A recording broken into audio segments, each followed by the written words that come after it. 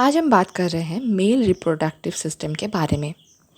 Male reproductive system में जो external sex organ हैं, यानी कि जो हम बाहर से सेक्स ऑर्गन देख पाते हैं, वो है पेनिस एंड द स्क्रोटम। और स्क्रोटम के अंदर रहता है टेस्टिस, और टेस्टिस में बनते हैं स्पर्म्स। तो जो स्क्रोटम है, ये एक सैक लाइक स्ट्रक्चर है। एक मेल बॉडी के अंदर एक ही स्क्रोटम मौजूद होता है, और उस एक स्क्रोटम के अंदर रहता है 2 टेस्टिस। यहाँ पर मैंने स्क्रोटम को 2 तरीके से ड्रॉ किया है। एक के अंदर हम समझेंगे पूरे स्क्रोटम का स्ट्रक्चर, और दूसरे में हम टेस्टिस को देखने के लिए सिर्फ स्क्रोटम के एक हिस्से को ड्रॉ किए हैं। तो स्क्रोटम में स्किन लेयर के बाद रहता है एक मसल जिसका नाम है डर्टोस मसल। ये कंटिन्यूअसली पूरे स्क्रोटम में रहता है। डर्टोस मसल के बाद जो लेयर आता है वो स्क्रोटम को 2 कंपार्टमेंट में, यानी कि 2 हिस्से में बांटता है, जिनके एक एक हिस्से में रहता है एक एक टेस्टिस। और इसे कहा जाता है, यानी कि इस लेयर का नाम है एक्सटर्नल स्पर्मेटिक फैसिया। इस लेयर के बाद आता है एक और मसल लेयर, जो मसल लेयर 2 टेस्टिस में अलग अलग रहता है। इस मसल लेयर का नाम है क्रीमास्टेरिक मसल। ये मसल हर एक टेस्टिस के ऊपर रहता है। इस मसल लेयर के बाद आता है एक और लेयर जिसका नाम है इंटरनल स्पर्मेटिक फैसिया। इस इंटरनल स्पर्मेटिक फैसिया के बाद आता है 3 ट्यूनिका लेयर्स। सबसे पहले जो बाहर की तरफ ट्यूनिका लेयर रहता है, इसका नाम है ट्यूनिका वैजिनालिस। अब ये ट्यूनिका वैजिनालिस का 2 लेयर होता है। एक है विस्सेरल और दूसरा है पैराइटल। और इस विस्सेरल एंड पैराइटल लेयर के बीच में जो कैविटी रहता है उसे कहा जाता है द स्क्रोटल कैविटी। हाइड्रोसेरी एक डिजीज़ होता है, उसके टाइम पे इस कैविटी के अंदर फ्लूइड जम जाता है। अब ट्यूनिका वैजिनालिस के बाद जो लेयर आता है उसके नाम है ट्यूनिका एल्बोजेनिया। और उसके बाद जो लेयर टेस्टिस के सेमिनिफेरस ट्यूब्यूल्स के ऊपर रहते हैं उसे कहा जाता है ट्यूनिका वैस्क्यूलोसा। ये रेड में जो पिरामिड स्ट्रक्चर मैंने ड्रॉ किए हैं वो है ट्यूनिका वैस्क्यूलोसा का लेयर। ट्यूनिका वैस्क्यूलोसा टेस्टिस के सेमिनिफेरस ट्यूब्यूल्स को कवर करके रखते हैं। ये सेमिनिफेरस ट्यूब्यूल्स कुछ ऐसे स्ट्रक्चर हैं। ये ट्यूब्यूल स्ट्रक्चर सब लोग एक साथ एक नेटवर्क के साथ जुड़ते हैं। इस नेटवर्क को कहा जाता है रेटी टेस्टिस। अब इस रेटी टेस्टिस से कुछ फाइन डक्ट्स निकलते हैं। इन डक्ट्स को कहा जाता है एक साथ वासा इफरेंशिया और इफरेंट डक्ट। ये वासा इफरेंशिया जाकर मिलता है एक बड़े डक्ट, यानी कि एक बड़े ट्यूब्यूल के साथ। जो ट्यूब्यूल एक बहुत ही ज़्यादा कॉइल्ड ट्यूब्यूल है। इस ट्यूब्यूल का नाम है एपिडिडाइमिस। एपिडिडाइमिस एक बहुत ही बड़ा ट्यूब्यूल है और एक सिंगल ट्यूब है, और ये ट्यूब बहुत ही ज़्यादा कॉइल्ड रहता है।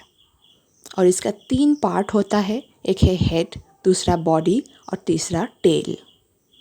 और एपिडिडाइमिस का जो टेल है वो जाके मिलता है एक और ट्यूब के साथ जिसका नाम है वास डिफरेंस। टेस्टिस में स्पर्म का प्रोडक्शन होने के बाद, ये सारे जगहों से ट्रैवल करने के बाद वो वासा डिफरेंस से पेनिस की तरफ जाता है। ये है वही 2 टेस्टिस जिसके अंदर स्पर्म प्रोडक्शन होता है, और ये है उस टेस्टिस के ऊपर जो मौजूद है वो है एपिडिडाइमिस। और ये जो लंबा थ्रेड है वो एपिडिडाइमिस से आकर ये है वास डिफरेंस। ये वास डिफरेंस जब पेनिस की तरफ जाता है तब इससे कुछ ग्लैंड्स मिलते हैं। इस ग्लैंड से कुछ सिक्रीशंस होते हैं जिससे बनता है सीमेन। ये है सेमिनल ग्लैंड। इसमें से सेमिनल फ्लूइड्स निकलते हैं। सेमिनल ग्लैंड के बाद जो दूसरा ग्लैंड अपना सिक्रीशन देता है उसका नाम है प्रोस्टेट ग्लैंड। और प्रोस्टेट ग्लैंड के बाद आता है 1 पेयर ऑफ बल्बोयूरेथ्रल ग्लैंड और काउपर्स ग्लैंड। प्रोस्टेट ग्लैंड एक ही है और सेमिनल ग्लैंड और वाल्वोयूरेथ्रल ग्लैंड पेयर्स में रहते हैं। ये तीनों ग्लैंड्स हैं जिसके सिक्रीशन से बनता है सीमेन और उसके अंदर रहता है स्पर्म्स। तो टेस्टिस के अंदर ये जो सेमिनिफेरस ट्यूब्यूल्स हैं, इसे अगर हम थोड़ा सा जूम करके देखें तो हम देख सकते हैं कि इसका दोनों एंड जुड़ा है रेडी टेस्टिस के साथ। इसके अलावा इसका और कोई एंडिंग नहीं है। अब इसे हम अगर एक क्रॉस सेक्शन काटें और इसे जूम करके देखें तो हम देख सकते हैं कि इस ट्यूब्यूल के जो ल्यूमेन है उसके अंदर प्रोड्यूस होता है स्पर्म। सेमिनिफेरस ट्यूब्यूल के अंदर स्पर्म प्रोडक्शन कैसे होता है उसके लिए मेरा एक अलग वीडियो है जिसका नाम है स्पर्मेटोजेनेसिस। अब ये स्पर्म्स सेमिनिफेरस ट्यूब्यूल में बनने के बाद जाता है रेडी टेस्टिस में। फिर ये वासा एपरेंशिया से ट्रैवल करके पहुंचता है एपिडिडाइमिस में और एपिडिडाइमिस में पहुंचने के बाद ये जाता है वास डिफरेंस में। अब ये वास डिफरेंस से ट्रैवल करके सारे ग्लैंड्स से फ्लूइड कलेक्ट करते हुए यूरेथ्रा से पेनिस के बाहर जाता है इजैक्यूलेशन के टाइम पे। और जो पेनिस से बाहर आता है वो है सीमेन। इस सीमेन के अंदर मौजूद रहता है तीनों ग्लैंड का सिक्रीशन एंड स्पर्म्स। अब इस पूरे प्रोसेस को या पूरे स्ट्रक्चर को एक ह्यूमन बॉडी के अंदर देखते हैं। ये है एक मेल ह्यूमन बॉडी जिसका एक्सटर्नल सेक्स ऑर्गन मौजूद है penis and scrotum.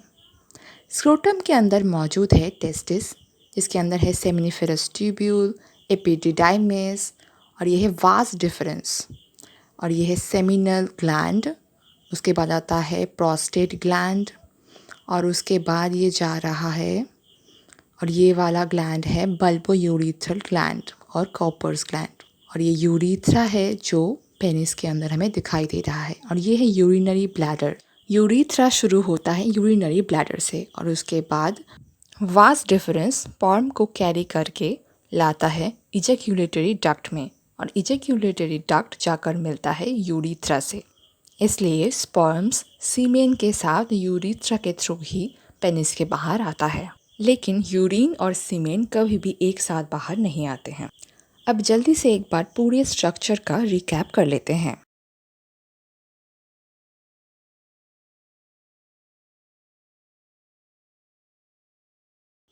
Bulbourethral gland यानी कि काउपर्स ग्लैंड के ऊपर मौजूद है प्रोस्टेट ग्लैंड और उसके पहले मौजूद है सेमिनल ग्लैंड्स।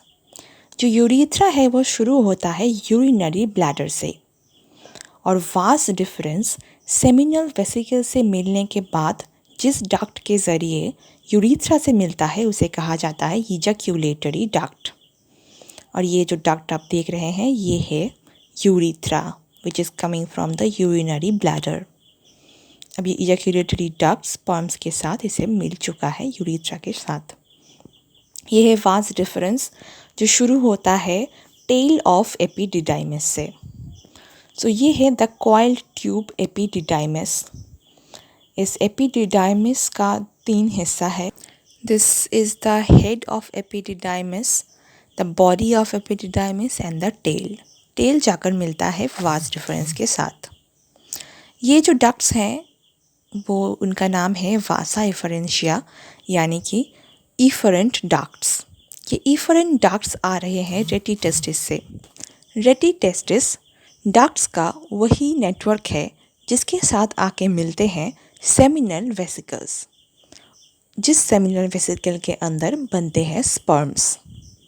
तो ये है वो सेमिनल वेसिकल्स और जो लेयर ठीक सेमिनल वेसिकल के ऊपर मौजूद है उसका नाम है ट्यूनिका वैस्क्यूलोसा।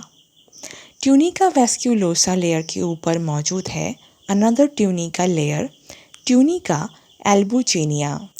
ट्यूनिका एल्बुजिनिया के ऊपर मौजूद है ट्यूनिका वैजिनालिस जिसका 2 लेयर है, विसरल एंड पैराइटल।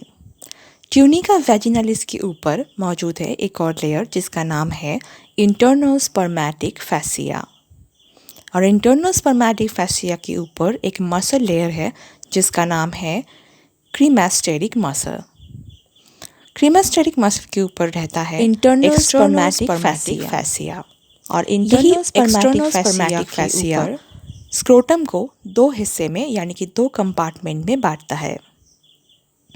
इस हिस्से के बाद रहता है एक और मसल लेयर जिसका नाम है डर्टोस मसल लेयर, और डर्टोस मसल लेयर के बाहर रहता है the skin of the scrotum. इस पूरे पेज का फ़ोटोग्राफ मैंने अपने इंस्टाग्राम और फेसबुक पेज में पोस्ट करके रखा है। अगर आपको चाहिए तो आप डिस्क्रिप्शन में जाकर उसके लिंक से उसे देख सकते हैं। और कमेंट बॉक्स में मुझे ये ज़रूर बताएं कि ये वीडियो आपके लिए यूज़फुल था या नहीं। Thank you so much.